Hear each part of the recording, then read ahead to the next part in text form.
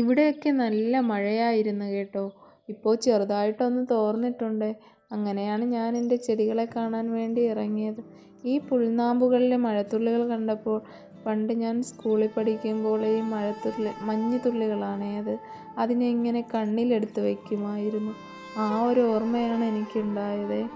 പിന്നെ എൻ്റെ എല്ലാ ചെടികളും മഴയത്ത് നല്ല കുളിച്ച് സുന്ദരികളായി നല്ല കളറൊക്കെ വന്ന് നിൽപ്പുണ്ട്.